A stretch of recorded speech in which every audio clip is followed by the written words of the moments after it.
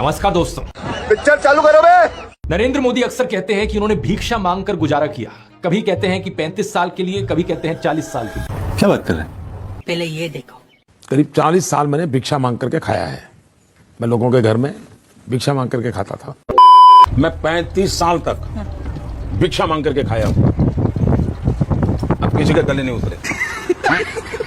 चलो इतनी तो बोलने में गलती हो सकती है, 35 साल हो 40 साल हो, लोग अक्सर भूल जाते हैं। लेकिन सवाल ये कि वो एमएलए पहली बार बने 2002 में, तब उनकी उम्र होगी 52 इयर्स। लेकिन उससे पहले 90s में ही पता नहीं कैसे उन्होंने फॉरेन टूर्स कर लिए। ये फोटोज देखो उनकी, आईफिल टावर के सामने पेरिस में, व्हाइट हाउस के सामने अमेरिका में, हॉलीवुड के सामने, लंदन गए, वो मलेशिया गए। बाप रे, ये तो धोती खोल रहा है। क्या 40 साल भिक्षा मांगकर इतने पैसे कमाए जा सकते हैं कि फॉरेन के टूर्स कर ले 90s में? बात तो सही है। और साथ ही साथ इसी बीच में नरेंद्र मोदी ने बीए और एमए की 2 डिग्रीज भी कर ली अलेजिडली। ये कैसे हो गया? आप ही बताओ दोस्तों। साल 1990 में डायकाम मॉडल 1 रिलीज हुआ था, जो कि यूएस में लॉन्च होने वाला दुनिया का पहला कमर्शियली अवेलेबल डिजिटल कैमरा था। लेकिन प्रधानमंत्री मोदी अपने इंटरव्यू में बताते हैं कि उन्होंने पहली बार डिजिटल कैमरा 1987 या 1988 में यूज किया था। जुम करो। मैंने पहली बार डिजिटल कैमरा का उपयोग किया था 87-88 में से। मतलब भिक्षा मांगकर यहां पर फॉरेन टूर भी कर लिए और डिजिटल कैमरा भी खरीद लिया डिजिटल कैमरा के रिलीज होने से पहले। वाह, क्या फकीरी है। बंगाल से नाता जोड़ने के लिए इन्होंने कहा कि बचपन में ये कोलकाता की मेट्रो देखने आए थे। मैं बचपन में जब पहली बार कोलकाता आया तो एक आकर्षण था, जरा मैं मेट्रो देखूं। अच्छा। प्रॉब्लम बस ये है कि कोलकाता मेट्रो 1984 में शुरू हुई थी, जब ये 34 साल के थे। अब बताओ दोस्तों, 34 साल का कोई बच्चा देखा है आपने कभी? नरेंद्र मोदी ने एक बार कहा था, भगवान बुद्ध के साथ इनका सुखद संबंध है। भगवान बुद्ध के साथ मेरा एक और संबंध भी है, जिसमें अद्भुत संयोग भी है और जो बहुत सुखद भी है। और एक बार इन्होंने कहा, बोहरा मुसलमानों के साथ इनका पुराना रिश्ता है। साथियों, बोहरा समाज के साथ मेरा भी रिश्ता बहुत पुराना है। इतना ही नहीं, ईसाइयों के साथ भी इनका बहुत पुराना और आत्मीय नाता है। क्रिश्चियन कम्युनिटी के साथ तो मेरा संबंध कोई नया नहीं है, बहुत पुराना बड़ा आत्मीय नाता रहा है। एक बार इन्होंने कहा कि जीवन का एक महत्वपूर्ण कालखंड इन्होंने आदिवासियों के बीच बिताया है। जीवन का एक महत्वपूर्ण कालखंड मैंने आदिवासियों के बीच में बिताया है। तो एक बार कहा, बलिया के साथ भावुक रिश्ता है इनका। बलिया से मेरा एक भावुक रिश्ता। वाह। अपने भाषणों में नाता जोड़ने के लिए ये तक कहने लगे कि मैं अगला जन्म बंगाल में लूंगा। अगले जन्म में बंगाल की किसी माँ के गोद से पैदा होने वाला हूँ। वाह मोदी जी, वाह। बात समझ रहे हो ना दोस्तों? वोट पाने के लिए जहां जो बोलना पड़े वो बोला जाता है। हर एक राज्य में एक इमोशनल कनेक्ट बनाने के लिए वहां के लोगों के साथ एक नाता निकल कर आ जाता है। जैसे कि नरेंद्र मोदी के बचपन की ये फोटो देखिए। वे 1950 यानी 1950 में पैदा हुए थे। क्या उस समय किसी गरीब परिवार में पैदा हुए बच्चे के पास ऐसे कपड़े होंगे? जरा खुद ही सोचकर देखिए। सूट तक पहन रखे हैं इन्होंने अपनी बचपन की फोटोज में। मैं खुद 1994 में एक मिडिल क्लास फैमिली में पैदा हुआ हूं, लेकिन मेरी तो बचपन की ऐसी कोई फोटो नहीं मिलेगी आपको जिसमें मैंने कोई सूट पहन रखा हो। और नरेंद्र मोदी अपने आप को गरीब ही नहीं, बहुत गरीब परिवार का बताते हैं। इंडिया टुडे ने इनकी पुराने घर की एक फोटो पब्लिश करी थी, स्क्रीन पर देखिए। बहुत बड़ा घर नहीं है, लेकिन क्या आपको ये 1950s के किसी बहुत गरीब परिवार का घर दिखता है? नहीं। परिवार में नरेंद्र मोदी के 5 भाई और 1 बहन है। 2 साल पहले नरेंद्र मोदी के छोटे भाई प्रहलाद मोदी ने कहा था कि उन 5 भाइयों में से जिसका नंबर लगता था वो मदद करने चले जाता था। अच्छा। उनके पिता ने पूरी जिंदगी चाय बेची, उन 5 भाइयों और 1 बहन को बड़ा किया। इसलिए नरेंद्र मोदी को चाय बेचने वाले का बेटा कहना चाहिए। ये पत्रकारों की गलती है। क्या बात कर रहे हैं? पहले ये देखो। सब भाइयों ने चाय बेची है, मेरे पिता ने पूरी जिंदगी चाय बेची, पूरी जिंदगी। इसीलिए कहा जाए तो चाय बेचने वाले का बेटा कहना चाहिए, चाय बेचने वाला नहीं कहना चाहिए। ये पत्रकारों की गलती है। अरे साला, अलगे फ्रॉड चल रहा है। अपनी कलम को गिरवी रख चुका एक गीतकार कहता है कि फकीरी है आपके स्वभाव में। एक फकीरी है आपके स्वभाव में। कभी नरेंद्र मोदी खुद ही कहते हैं कि हम तो फकीर आदमी हैं, झोला उठाकर चल पड़ेंगे। अरे हम तो फकीर आदमी हैं, झोला लेके चल पड़ेंगे जी। लेकिन पूरी दुनिया में आपने ऐसा कोई फकीर देखा है जो 1,40,000 का चश्मा लगाता हो, अपनी बूढ़ी माँ को नोटबंदी के लिए लाइन में खड़ा कर दिया और खुद घूमते हैं 12 करोड़ की मर्सिडीज में? एक तरफ तो शास्त्री जी जैसे प्रधानमंत्री देखे हैं देश ने। बताया जाता है कि उनके पास सिर्फ 2 धोती और 2 कुर्ते हुआ करते थे। कुर्ता फटकर इस्तेमाल करने लायक ना रहे तो उसे भी रुमाल बना लेते थे लाल बहादुर शास्त्री जी। बात तो सही है। लेकिन प्रधानमंत्री मोदी की यूएस विजिट की इन फोटोज को देखिए। एक दिन में 4 बार कपड़े बदलते हैं। द प्रिंट में लिखेगा इस आर्टिकल को देखिए। उत्तराखंड और हिमाचल जाते हुए प्रधानमंत्री मोदी ने 8 घंटे में 4 बार कपड़े बदले। लेकिन टाइम्स ऑफ इंडिया के आर्टिकल को देखिए, प्रधानमंत्री मोदी गंगा आरती करने गए तब भी कपड़े बदलते जा रहे हैं। हुगली टाइम्स वालों ने तो इनकी फैंसी ड्रेस का एक पूरा कोलाज बना दिया। अच्छा। इंडिया टुडे ने भी इनकी 22 हेड गियर्स की कलेक्शन दिखाई है इस आर्टिकल में, और इस इंडियन एक्सप्रेस के कोलाज को भी देखिए। व्हाट्सएप पर और गोदी मीडिया के जरिए आपको बार बार बताया जाता है कि नरेंद्र मोदी इतने महान हैं क्योंकि उन्होंने देश के लिए अपने परिवार को छोड़ दिया, अपनी पत्नी को छोड़ दिया। अच्छा, देखो वैसे ये एक पर्सनल मामला है, किसी पति पत्नी की आपस में ना बने ये कोई बड़ी चीज नहीं है, बहुत से लोगों के साथ ऐसा होता है। बात तो सही है, लेकिन यही लोग खुद इस पर्सनल बात को बीच में लाते हैं इसे अचीवमेंट के तौर पर दिखाने के लिए। देश के लिए पत्नी को छोड़ दिया, कुछ सेंस है इस बात का?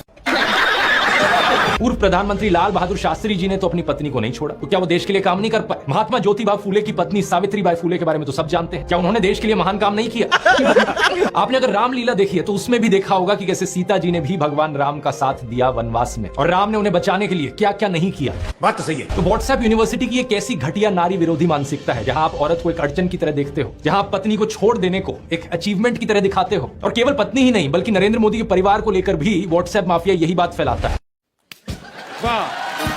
अरे औरों की तो छोड़ो, नरेंद्र मोदी खुद इस बात को बार बार दोहराते रहते हैं, कहते हैं कि उन्होंने अपने परिवार को देश के लिए छोड़ दिया। मेरे देशवासियों, मेरे घर परिवार सब कुछ देश के लिए छोड़ा है। अरे साला, ये तो अलगे फ्रॉड चल रहा है। सितंबर 2019 में ह्यूस्टन में जाके प्रधानमंत्री मोदी ने कहा था, अब की बार ट्रंप सरकार। We in India have connected well with President Trump. The words of candidate Trump. अब की बार ट्रम्प सरकार। हालांकि ये बड़ी बेवकूफी वाली चीज की थी किसी दूसरे देश की इंटरनल पार्टी पॉलिटिक्स में दखल अंदाजी करने की, क्योंकि यहाँ पर ये बड़ी ऑब्वियस बात है कि अगर एक हेड ऑफ स्टेट दूसरे हेड ऑफ स्टेट से मिलता है तो इस बात को समझना चाहिए कि अगली बार उस देश में किसी दूसरी पॉलिटिकल पार्टी की भी जीत हो सकती है। बात तो सही है। अगर ऐसा हो गया तो उस देश के रिश्ते खराब हो जाएंगे हमारे देश के साथ, लेकिन नहीं, इतनी समझदारी कैसे एक्सपेक्ट कर सकते हो इनसे? और इतना ही नहीं, फरवरी 2020 में डोनाल्ड ट्रंप के लिए इंडिया में एक भारी भरकम इवेंट करवाया गया, नमस्ते ट्रंप। नमस्ते Trump, India friend, the president of the United states of America, mister Donald Trump.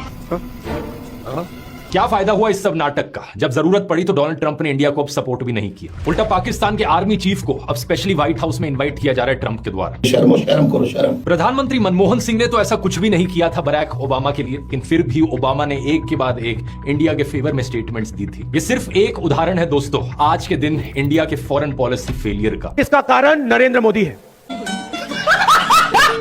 प्रधानमंत्री मोदी का इंस्टाग्राम अकाउंट देखिए जरा। प्रियंका चोपड़ा और निक जोनस की वेडिंग रिसेप्शन में गए, उन्हें बधाई दे रहे हैं। इस वीडियो को देखिए, विराट कोहली और अनुष्का शर्मा के वेडिंग रिसेप्शन पे जाकर उन्हें गुलाब दे रहे हैं। मलयालम एक्टर सुरेश गोपी की बेटी की शादी में गए। टाइम्स नाउ की एंकर नविका कुमार के बेटे की शादी में गए। मुकेश अंबानी ने हॉस्पिटल खोला तो वहां बधाई देने पहुंच गए। न्यूज आर्टिकल को भी देखिए, नरेंद्र मोदी ने गौतम अडानी के बेटे करण की ग्रैंड एंगेजमेंट सेरेमनी को भी अटेंड किया। वाह मोदी जी वाह। तो बॉलीवुड सेलिब्रिटीज और अमीर सेठों की शादियों में जाने के लिए बहुत समय है इनके पास। हालांकि इसमें कुछ गलत नहीं है, इनकी मर्जी अगर ये जाना चाहें तो, लेकिन सवाल यहां पर ये, क्या केवल अपने भाइयों और परिवार को ही छोड़ना पड़ता है क्या देश के लिए? एबीसी के इस आर्टिकल को देखिए, अवनी दास रिपोर्ट करती हैं कि अक्टूबर 2023 में मोदी परिवार उनके भतीजे की शादी के लिए इकट्ठा हो रहा था, लेकिन एक इंसान वहां से गायब थे, नरेंद्र मोदी। अच्छा। आपने फोटोज और वीडियोस में जरूर देखा होगा कि प्रधानमंत्री मोदी अपनी माता जी से मिलने जाया करते थे, जो कि अच्छी बात है, लेकिन कभी आपने नोटिस किया कि केवल वहां 3 लोग होते थे इस मुलाकात में? प्रधानमंत्री मोदी, उनकी माता जी और कैमरामैन। नरेंद्र मोदी वही हैं जो नाले से निकलने वाली गैस से चाय बनाने की बात करते हैं। कहते हैं कि पसीने से मुंह पोंछ लेता था तो ग्लो आ जाती थी। अच्छा। कभी ये क्लाइमेट चेंज को डिनाई करते हैं कि गर्मी नहीं बढ़ रही बल्कि हमारी गर्मी सहने की शक्ति कम हो रही है, तो कभी ये बादलों से रेडार का सिग्नल रोकने की बात करते हैं। लेकिन मैंने कहा इतने क्लाउड है, बारिश हो रही है, तो एक बेनिफिट है कि हम राडार से बच सकते हैं। एक तो जानते नहीं है, ऊपर से अहंकार इतना कि अपने अज्ञान का भी एहसास नहीं। एक दफा मोदी दूसरे देश में गए थे, वहां भारत का राष्ट्रीय गान चल रहा था और ये बीच में ही चलने लगे। ऐसी गलती किसी से भी हो सकती है, लेकिन बात मैं यहां पर यह बताना चाह रहा हूं कि प्रधानमंत्री मोदी की भी फनी क्लिप्स बहुत सारी हैं। दूसरों को पप्पू बोलने से पहले अपनी क्लिप्स पर नजर डाल लो। और अभी तो एक बहुत बेहतरीन मौका मिला है, हमारे फॉर्मर सुप्रीम कोर्ट के जजेस ने राहुल गांधी और नरेंद्र मोदी दोनों को एक 1-on-1 डिबेट के लिए इन्वाइट किया है। राहुल गांधी तो इस इन्विटेशन को ऑलरेडी एक्सेप्ट कर चुके हैं, लेकिन नरेंद्र मोदी अभी भी चुप है। समझ रहे हो? अगर ऐसा होता है तो जनता के लिए भी एक बड़ा सीधा मौका होगा देखने का कि नरेंद्र मोदी और राहुल गांधी में से कौन ज्यादा समझदार है, कौन ज्यादा इंटेलिजेंट है और कौन ज्यादा केपेबल लीडर है देश के लिए। बात तो सही है। लेकिन नरेंद्र मोदी अगर इस डिबेट से भागते हैं और जवाब ही नहीं देते तो समझ जाना कौन यहां पर बेहतर है। ये मेक इन इंडिया का शेर याद है दोस्तों? अब तो ये शेर कहीं नहीं दिखाई देता किसी चुनावी पोस्टर पर। Make in India, made in India, आदर्श गांव, smart city, bullet train, 15 lakh, skill India, Mudra loan, look east policy, करोड़ों रोजगार, नारी शक्ति, बेटी बचाओ बेटी पढ़ाओ, कोरोना अग्निवीर। अरे कुछ तो ऐसा होगा जिसके दम पर चुनाव लड़ सको। उड़ीसा में जाकर कहते हैं कि ओडिशा को देश का नंबर 1 राज्य बनाएंगे और कर्नाटका में जाकर कहते हैं नहीं, हम कर्नाटका को देश का नंबर 1 राज्य बनाएंगे। क्या बात कर रहे हैं? उड़ीसा को देश का नंबर 1 राज्य बना सकते हैं। कर्नाटका को पूरे देश का नंबर 1 राज्य बनाने का लिए अरे वाह, ऐसा कैसे हो सकता है? बात समझ रहे हो ना दोस्तों? वोट पाने के लिए जहां जो बोलना पड़े वो बोला जाता है। हर एक राज्य में एक इमोशनल कनेक्ट बनाने के लिए वहां के लोगों के साथ एक नाता निकल कर आ जाता है। आपने ऐड देखी है दोस्तों? मैंने कहा था ना, कैसी भी सिचुएशन हो मोदी जी हमें घर ले आएंगे। मोदी जी ने वॉर रुकवा दी पापा।